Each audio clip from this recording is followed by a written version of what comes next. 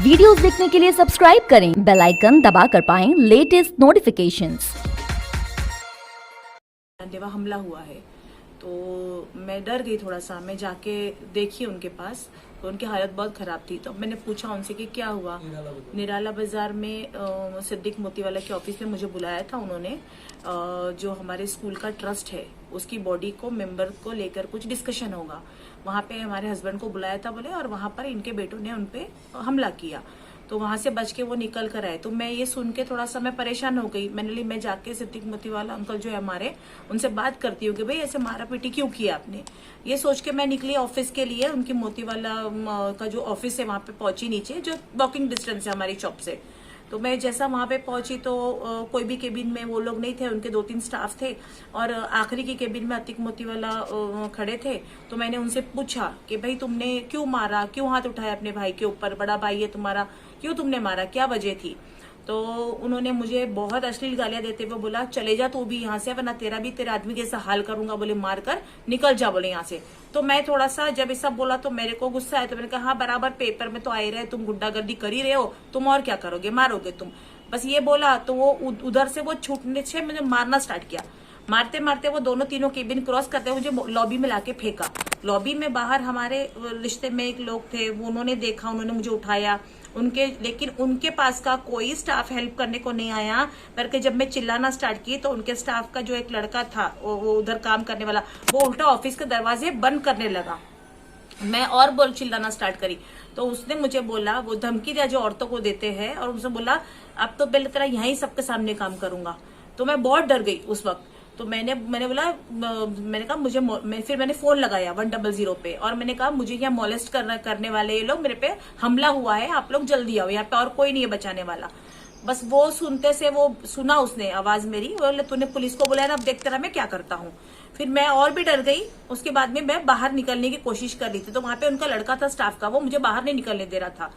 बस उसके बाद में थोड़ी देर में पुलिस की वैन आ गई, हमको पुलिस स्टेशन हम लोग गए, वहां से हम मेडिकल करवाया। प्रॉपर एक साधारण इंसान कैसा करता है प्रोटोकॉल के जैसा, हम वैसा पुलिस स्टेशन पहुंचे। हमने वारदात बोली, सब किया।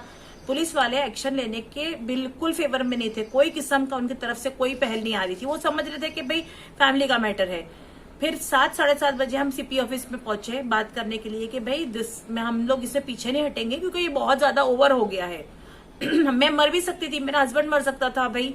तो सीपी साहब ने बोले आपको जो एक्शन लेना है आप लो, मैं बोलता हूँ क्रांति चौक पुलिस स्टेशन में। वहां पे उनका फोन आने के बाद बराबर एक्शन ली गई और उनकी मदद से कार्रवाई हुई पूरी प्रॉपर। दूसरे दिन पंचनामा हुआ। अब जो है मेरा मसला ये है कि भाई अभी उसको गिरफ्तार क्यों नहीं कर रहे हैं। उसका इतना खतरा है, अगर वो ये 2-3 दिन में अभी कुछ भी कर सकता था, आगे भी कुछ भी करेगा, तो क्यों उसको अरेस्ट नहीं कर रहे हैं। और मेरा किसी से, उसके पास ऑलरेडी रेप केसेस चालू है, उसका ऑलरेडी 2-3-5-6 केसेस चालू है ये साल भर में। एक तो उसका शाहीन अली है, 376 एक केस है, 417 केस है, और बहुत सारे एक्सटॉर्शन के केसेस है उसके ऊपर। उनके चेक कितने बाउंस हुए हुए हैं, तो ये सब सही थोड़ी है। अब मेरे तो ये रिक्वेस्ट है आप लोगों से कि आप इसके अगेंस्ट आप एक्शन लीजिए। पुलिस वालों से रिक्वेस्ट है, होम मिनिस्टर साहब से ये रिक्वेस्ट है, और जितनी भी पब्लिक है औरंगाबाद की, साधारण नागरिक है, उनसे ये रिक्वेस्ट है कि ये हमारे सोसाइटी में रहने के काम का नहीं है। इसमें कोई प्रॉपर्टी का वाद है क्या? कोई कुछ प्रॉपर्टी का मैटर नहीं था, प्रॉपर्टी का कोई, ये सिर्फ एक ट्रस्ट, स्कूल का ट्रस्ट है, वो भी हमको नहीं चाहिए था। हमारे हस्बैंड ने सिर्फ एक प्रस्ताव रखे थे नॉर्मल तौर पे, जो मेरे ससुर जी है, वो मेरे दादा ससुर के टाइम का एक ट्रस्ट बनाया था उन्होंने 30 साल पहले, 30-35 साल पहले ट्रस्ट बनाया था। उसके अंडर में एक स्कूल आ रही है जो नॉन प्रॉफिटेबल ऑर्गेनाइजेशन, उससे कोई प्रॉफिट नहीं है, कुछ नहीं है। उसको चलाते थे हमारे ससुर, जब से लेके उनके आखिरी दम तक उन्होंने संभाला। उनके बाद साल भर से हमारी सास जो हमारे पास रहती है वो चलाती है वो, यानी उनका कोई उसमें कुछ योगदान नहीं है, सिर्फ मेरे ससुर ने चलाए है और ट्रस्ट के दूसरे लोगों ने चलाए है। तो वो ट्रस्ट में मेरे हस्बैंड का ये प्रस्ताव था कि मेरा लड़का जो पढ़ लिख कर बाहर से आया है अमेरिका से, तो हम उसको रखते हैं, उससे अपने ट्रस्ट को फायदा पहुंचेगा। ये उनका एक रिक्वेस्ट थी। वो रिक्वेस्ट को उन्होंने सरासर नकारते हुए उन्होंने मेरे बेटे की जगह पे उनके पास जो काम करता है सईद, जो उनका राइट हैंड है, उसको उन्होंने ट्रस्ट में डाल दी है। बस ये मेरा सवाल है कि ये क्यों, इसके पीछे क्या वजह है। घर का बच्चा है, अपन फायदा ना उठाते, तुम्हारे क्या वजह है? वहां पर हमको थोड़ा शक हुआ नीयत के ऊपर। और मैं ये बोलती हूँ कि ऐसे लोगों के हाथ में स्कूल जाना चाहिए जो गुंडागर्दी करते हैं, जिनके अगेंस्ट इतने सारे केसेस है, ये इनके हाथों में तो स्कूल जाना भी नहीं चाहिए। अगला पूरा अपनी आगे की पूरा फ्यूचर खराब हो जाएगा हमारा। आप इसके अगेंस्ट, मैं तो बोलती हूँ सारे ही लोग अपील करो अपने अपने पर्सनल मीडिया पेजेस से, और पुलिस को बोलो, और ये आप सीपी साहब को टैग करो कि भाई ये क्या हो रहा है।